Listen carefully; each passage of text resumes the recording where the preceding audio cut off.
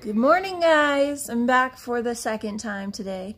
I just wanted to cover a little bit about health and my experience and prior to being pregnant, during the pregnancy, and after. So prior to being pregnant, I was on the standard American diet. So I just ate whatever. I tried to eat healthy as much as I could, and it was whatever. I didn't mind. I had my pasta, I had my bread, I had my grilled cheese. It was all good, right?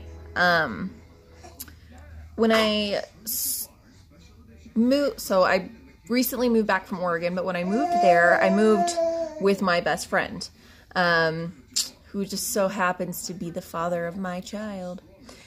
But he's a super health nut. And so he's done keto for years. He's tried Ayurvedic. He's been on this health journey for years. And so I feel like he's somebody I can definitely trust.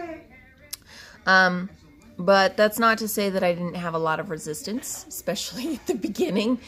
Telling me I can't eat my bread. Okay, not that I can't, but not to eat bread or to try not to eat it. Or at least not as much. So I did that. I tried not to eat it as much. And then I thought, well, I'm going to try an N=1 experiment, which is basically what I did was I removed bread, and then I, like, for a week, it wasn't a very long time, and then I brought it back in, saw what happened reaction-wise in my body. And something I had been struggling with that had randomly come up in my 20s was like cystic acne. And what I noticed when I stopped eating bread was actually that the amount of acne had decreased. When I brought it back, I got these horrible, painful cysts that just, it's gross, and I'm not going to go into too much detail on that. I'm sure you'd love it, but not into the nitty-gritty right now. So I was like, oh, okay, I'm going to try this. And so I took wheat out, and I ate the gluten-free bread, and I tried different kinds of that, because at first it seemed disgusting, and then slowly, you know, your taste buds start to adjust, and that's okay. And I started to change the way that I ate when I found out I was pregnant, because I wanted my body to be as healthy as possible for the baby. So my boyfriend, he fed me a bunch of weird stuff, like organs. He made like a liver pate, which is actually really amazing with roasted tomatoes, just so you know. I like, what else did I eat? I eat sweetbreads, which he coated in pork rinds and fried them, and they were really good, because then you have the crunchy outside, soft on the inside. Did I mention he's a chef? I'm lucky. Yeah, so there's that. I believe his food name was it translates to the magician, but it was Food Magus. Food M-A-G-U-S, so Food Magus. So I started eating a little bit of weird stuff. I started to kind of go into the paleo thing about halfway through my pregnancy. Not halfway, about a quarter into the pregnancy. I basically potatoes, if I didn't eat a potato, I had leg cramps that would just, I'd literally wake up in the night and I'd feel it start to kind of churn and turn, and then it would just, oh, it's just so bad. So I ate a whole lot of potatoes. It was hard to really get anything else down anyways, but, you know, Christian would make me some eggs, and he was really into bulletproof, and so he'd put the MCT oil on there and get me as much nutrients as possible. Air out the house before I get up, you know, that kind of a thing. And that was actually really nice. I feel like I had a very smooth pregnancy. Of course, I had like the emotional roller coaster. I was up and down, but, you know, from the women that I talked to, I feel like I got it off pretty easy. So I tried to eat as clean as possible during pregnancy, obviously.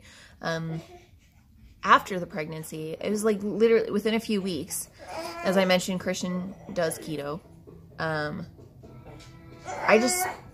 didn't want potatoes anymore. I didn't want carbs anymore. I didn't want any of that. I was just like, no, I'm going keto, just doing it. And I was obviously very careful because I was breastfeeding, and so I monitored my milk. I made sure that I had backup just in case, you know, I stopped producing as much as I needed to during the transition. I had no problems at all. There was no drop in my milk production. There was, you know, my baby ate just fine. He wasn't grumpy. He wasn't having any issues at all. In fact, he had some pretty bad eczema, and that started to go away as well. So that was a good change. So I was going keto for a long time. And of course, around Thanksgiving, I had my baby in September of 2017, and then Thanksgiving I kind of fell out of it, and then it's been kind of hard getting back into it. So keto is definitely fun. I felt a lot of my brain fog that I accumulated while I was pregnant go away. Sorry, just going to play this for my son. 1 second.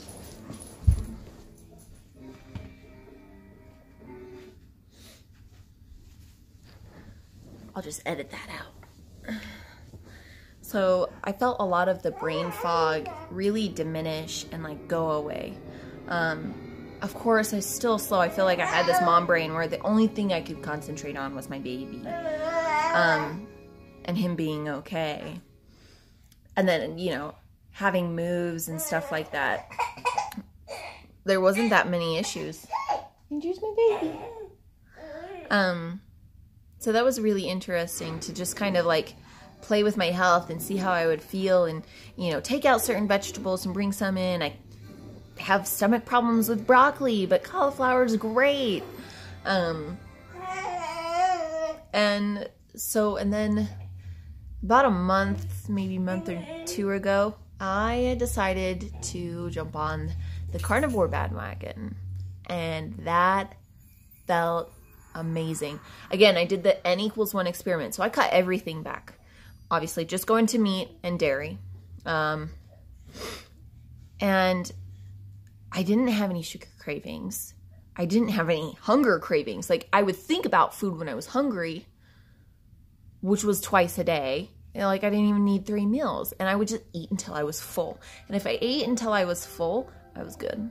No problems. I would be fine. I'd eat at like 10 o'clock, and then I would eat at like 4 or 6 o'clock.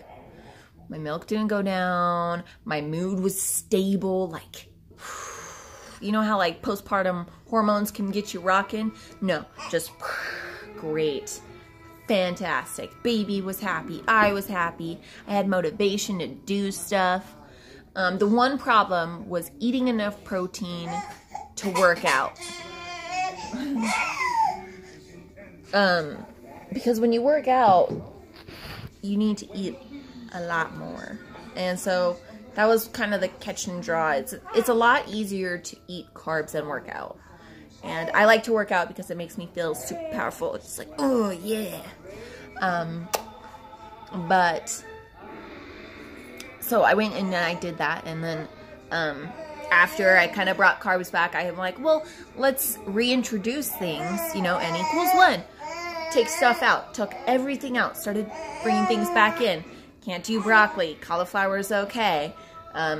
Peas are addictive. They're just so sweet. They're delicious. When you cut out all of that sugar, things that you wouldn't think were sweet, like liver is the sweetest thing when you don't have sugar. It's so sweet. It took me forever. I would gag. I just have to like drop it in, swallow it, try to be done with it as quickly as possible.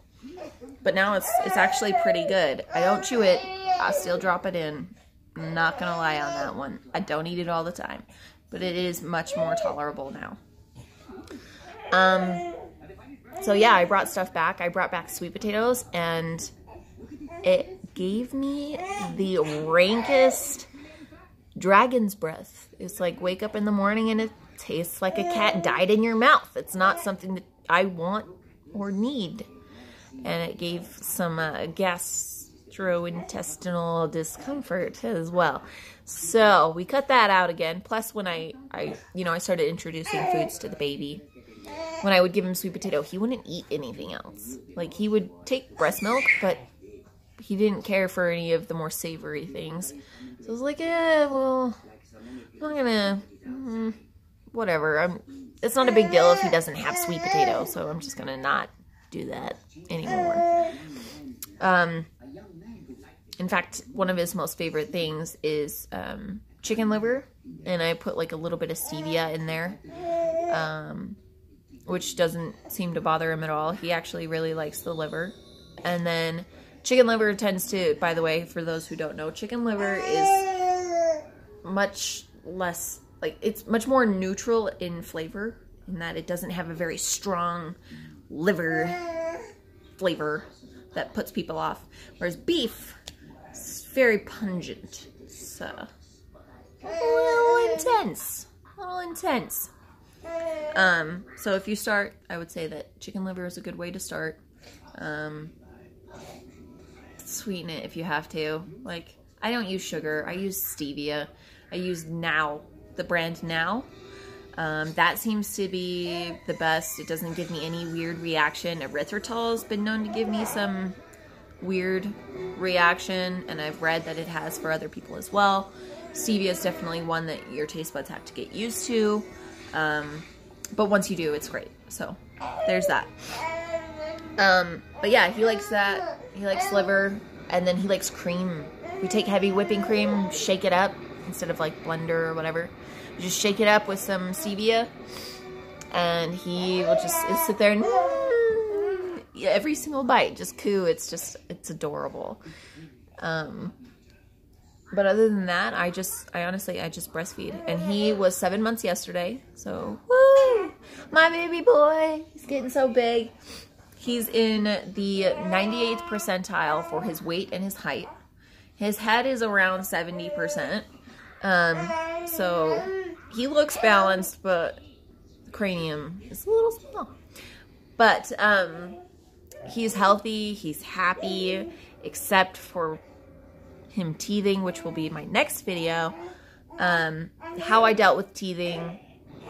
He now has 2 teeth, so sleepless nights are a thing. I didn't know it could be so bad, but I'll make a video about that. And yeah, so this has been my health journey so far.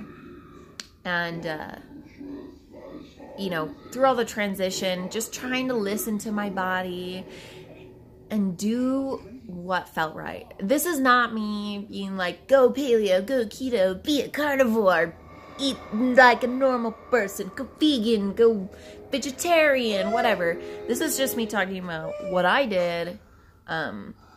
You know, I saw my doctor, well, Jacob's doctor, like every month. I needed to make sure he was doing okay. I watched his sleep. I logged it all, you know, very wanting to make sure that I'm doing the best for myself and my baby. And my results were great. My baby was doing wonderful. He is doing wonderful. Even through the transition, even when, like, you know, recently I binged on chocolate. I love chocolate. It's my curse, my love. Don't tell my boyfriend. I'm just kidding. But, you know, I would say that everybody do what feels right for their baby and for themselves. And yeah, a sugar rush feels great. It's so amazing. But it's got so many health issues. Like, so many things are tied to it that just, they're not great. And so I would just say, you know, be educated in doing what feels good for your body. And just do what's best for you. Whether you're vegan, vegetarian, omnivorous, wow. Or carnivore. You know, I try my best to look at both sides of the arguments. I try to look at both studies that everybody has and just be well educated about it. Anyways, that's my take on health. Thanks for dropping in, and I hope that maybe this has given you a little bit of a clearer mind that you can experiment with your health while you're breastfeeding and with the baby. And I will say with keto, the first few weeks while you're adapting are very hard with an infant because you do have a lack of energy. So when they do that, it's a little more stressful. But, you know, if you ever have a really hard time, call some family, call the babysitter, take a nap, take care of yourself, get dressed, enjoy your day, and do something every single day that makes you feel grand. So, thanks for coming to video number 2, and my next video will be up at some point, probably tomorrow. So, have a nice day, guys.